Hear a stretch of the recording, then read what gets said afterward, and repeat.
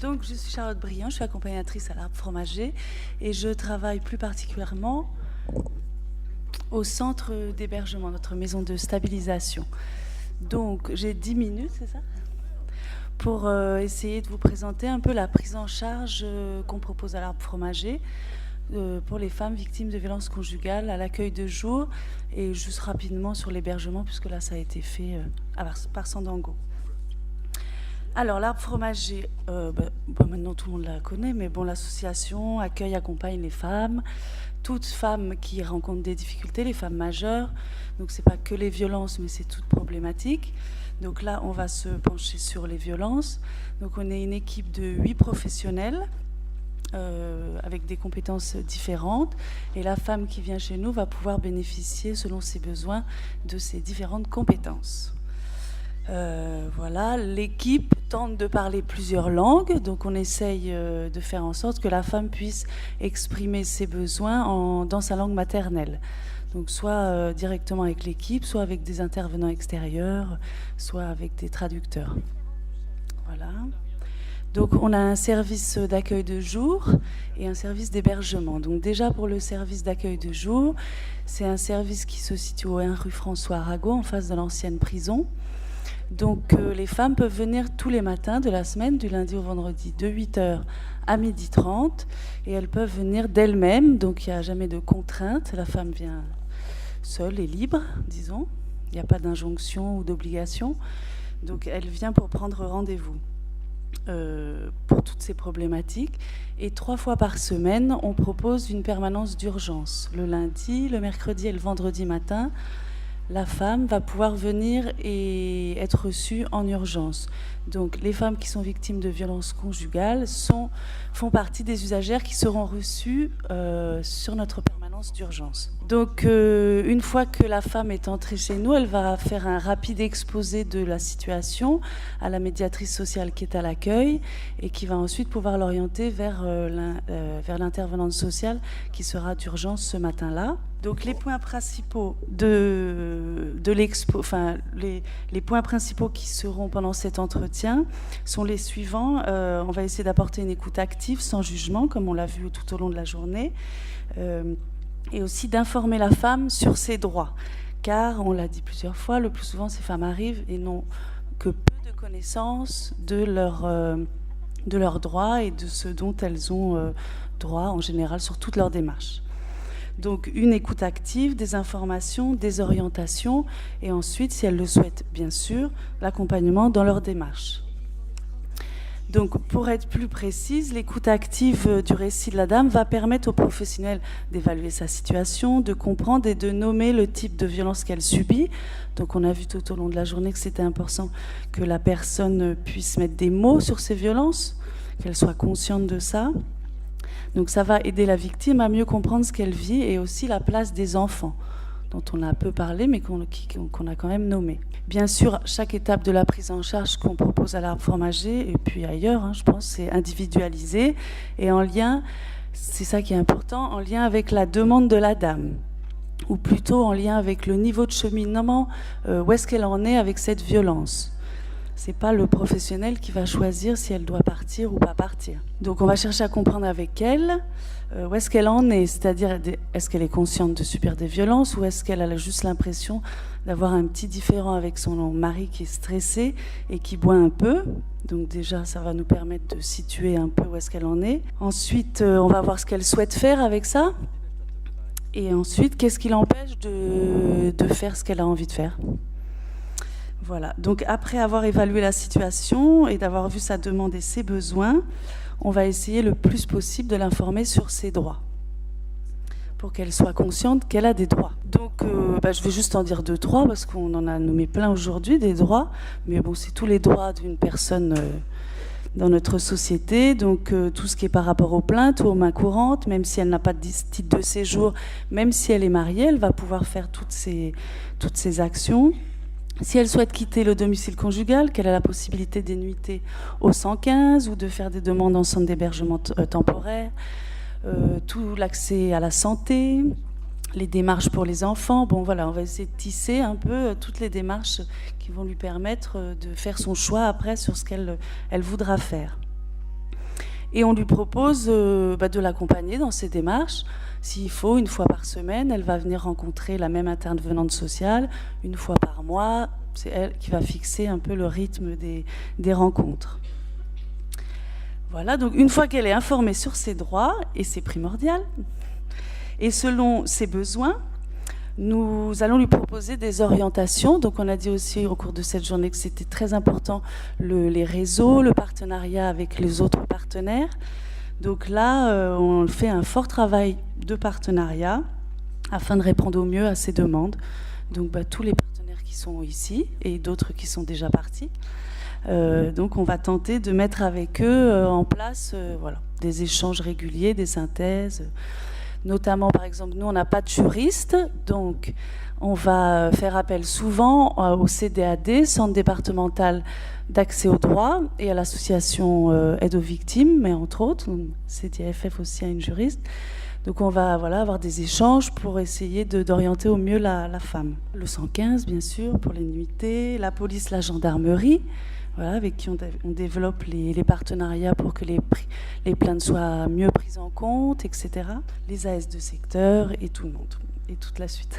Parfois, certaines femmes, elles viennent sur ces permanences d'urgence, elles exposent leur situation, on va leur exposer quelques droits, et après, on ne va plus les revoir. On va les revoir quelques mois après, parfois même quelques années après. Ce qu'il faut bien retenir, c'est que la femme, c'est elle qui choisit de quand elle va venir parler ou de qu'est-ce qu'elle va faire. C'est une femme majeure, elle est libre de ses actes. Mais on a remarqué qu'elles finissent toujours par revenir. En tout cas, celle qu'on a vue une fois, parfois on se dit tiens, cette dame on l'a pas vue depuis longtemps, et puis un an après, elle revient sur une permanence d'urgence, et puis elle continue les démarches qu'elle a entamées à ce moment-là. Donc ce qu'il ne faut pas oublier, c'est que cette femme, la plupart du temps, elle vit dans cette violence depuis quelques mois, quelques semaines, quelques mois, voire quelques années. Certaines, elles arrivent chez nous. La dernière, c'était une dame de 76 ans, donc elle avait vécu ça pendant 35 ans. Donc c'est pas forcément le jour où elle vient nous voir qu'elle a envie de tout quitter, prendre sa valise, voilà. Elle choisit son moment, elle vient nous voir, et puis avec elle, on va faire avancer son projet. Qu'est-ce qu'elle veut faire ? Elle doit d'abord s'assurer que le professionnel qu'elle vient voir, il est sécurisant et qu'elle ne va pas se mettre en danger plus qu'elle ne l'est déjà. Donc elle vient un peu voir ce qui se passe dans cette structure ou dans les autres, c'est un peu la même chose, pour voir si elle pourrait faire confiance, si on pourrait peut-être lui apporter des informations dont elle aurait besoin. Donc nous, à la formation, on travaille qu'avec les femmes, pas du tout avec le couple et les enfants, mais bien sûr, dans nos entretiens et l'évaluation, on va faire en sorte de voir est-ce qu'il y a des problèmes par rapport aux enfants, enfin tout le domaine de la protection de l'enfance, bien sûr, mais c'est sûr qu'on ne va pas s'occuper du conjoint. Mais en travaillant sur la femme et en l'aidant à faire mûrir son projet, on va forcément travailler sur la sphère familiale. Ça, c'est la prise en charge individuelle. Bon. Et en plus de la prise en charge individuelle, on propose une prise en charge collective, c'est-à-dire au travers de différentes activités. On va proposer, particulièrement pour ce public, étant donné qu'on va travailler avec elle, la revalorisation de l'estime de soi, on l'a vu aujourd'hui aussi au cours de plusieurs interventions, et la rupture de l'isolement, qui sont deux éléments forts pour ces femmes. On va essayer, au travers d'activités, de les aider à retrouver leurs compétences de femmes, de mères, de citoyennes. Voilà, donc on propose des ateliers couture, des ateliers self-défense, des séances d'art-thérapie, tout ça avec des partenaires ou en interne, un salon de beauté sociale où ces femmes peuvent être reçues pour faire des soins esthétiques, coiffure, massage, et bientôt des séances de danse. Donc voilà, selon les intervenants qu'on rencontre, on essaye de proposer comme ça un panel d'activités qui va permettre à la femme de sortir de son isolement et de reprendre confiance en elle. Ces groupes, c'est vraiment des groupes de soutien, des groupes de pairs qui permettent à ces femmes de se sentir moins seules Et puis pour finir sur notre centre de jour, alors il est en fait conçu dans la même philosophie que les dropping centers, qui sont les haltes accueil, c'est-à-dire c'est un endroit où en plus ou en dehors de la prise en charge collective ou individuelle, les femmes, quand elles le connaissent, peuvent venir le temps d'un moment, passer un moment dans la salle d'attente, boire un café, un thé, qui donne sur un petit jardin pendant que les enfants peuvent jouer. Donc on a des femmes comme ça qu'on ne prend pas forcément en charge au départ, mais qui vont venir passer une pause, on va dire, en sécurité dans cet espace de tranquillité. Voilà pour le centre de jour, j'espère que je n'ai rien oublié. Du coup, on a un centre d'hébergement, qui a le même, à peu près les mêmes fonctions, on va dire, c'est une maison de stabilisation que ce que vous avez vu dans le film. Donc on a 12 places, ça veut donc dire 6 femmes seules, avec enfants à charge ou enfants placés. Et donc, on a 90% de ces femmes qui sont victimes de violences conjugales.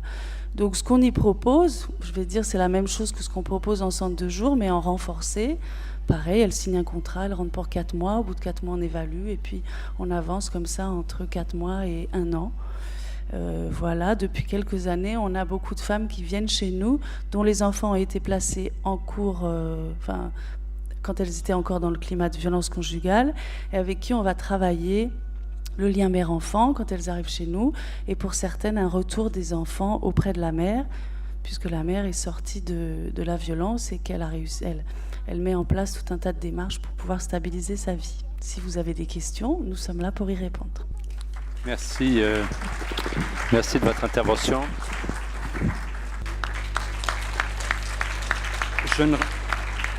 Je ne rappelle pas l'ensemble des partenaires qui, sans eux, bien évidemment, ces séminaires n'auraient pas pu avoir lieu et qu'ils en soient, bien évidemment, remerciés infiniment.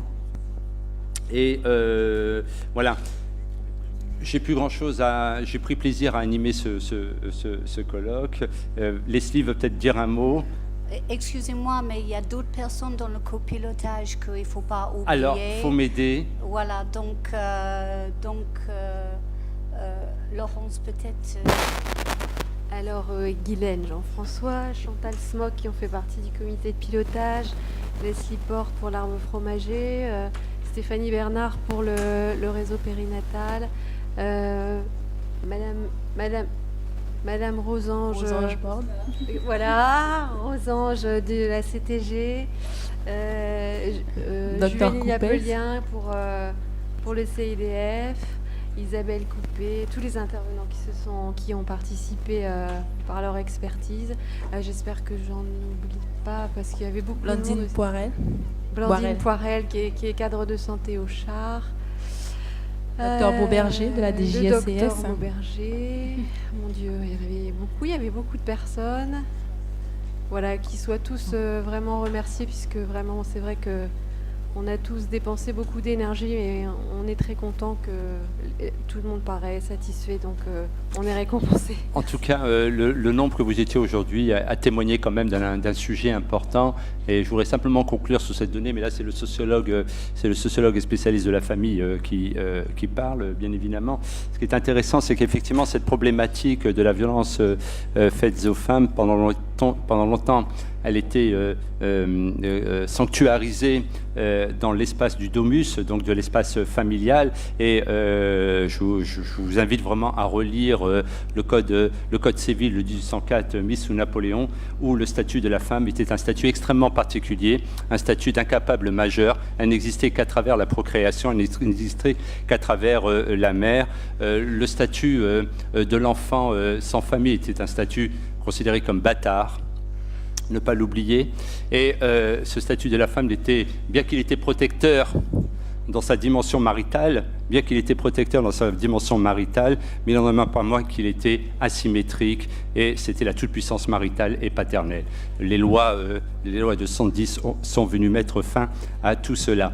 Et ce qui est intéressant pour finir là-dessus aussi, c'est qu'on tend vers une évolution sociétale, me semble-t-il, c'est-à-dire qu'il y a une contractualisation de plus en plus forte entre les hommes et les femmes en termes d'égalité sexuelle, et c'est-à-dire que la réussite de l'amour, elle n'appartient qu'au couple, en termes d'échec ou de réussite, mais la violence appartient à la société. Autrement dit, la dimension affective et amoureuse, elle ne relève que de nous, dans notre espace intime, mais la violence relève de l'espace sociétal. Voilà. Merci bien, au revoir.